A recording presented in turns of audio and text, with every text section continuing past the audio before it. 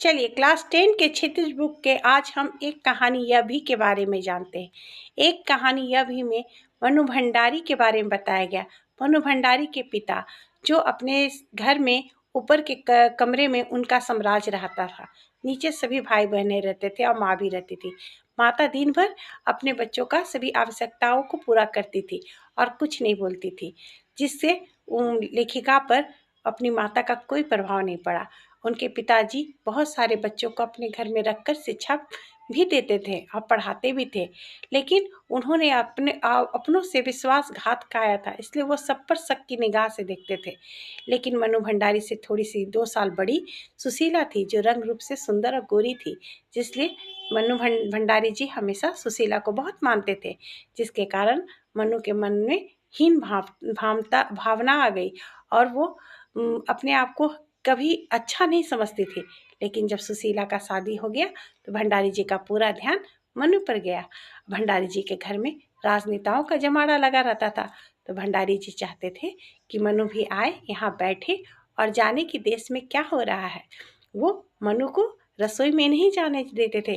वो कहते थे रसोई में नहीं जाना, क्योंकि वो भठियार खाना है। अगर कोई वहाँ गया तो अपनी प्रतिभा को भट्टी में झोंक दिया। मनु कॉलेज में शीला अग्रवाल के संपर्क में आई। शीला अग्रवाल के संपर्क में आने से बहुत कुछ वो सीखी। मनु भंडारी आंदोलन करती, भाषण देती, देश को आज़ादी में पूरे जोश लगा देती थी। मनु के एक इशारे पर पूरे कॉलेज के छात्र निकल जाते थे। ऐसा होता था, जगह जगह भाषण देती थी। एक बार कॉलेज वाले ने मनु के इस तरह का व्यवहार से नोटिस भेज दिया।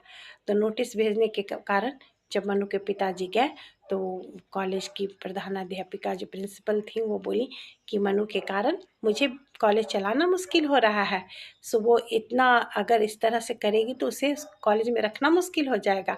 यहाँ से जब घर वो आ रहे थे तभी किसी राजनेता ने कहा, तुम्हारी बेटी जगह जगह भाषण देती है, आंदोलन करती है, क्या लड़कियों को ये सब शोभा देता है।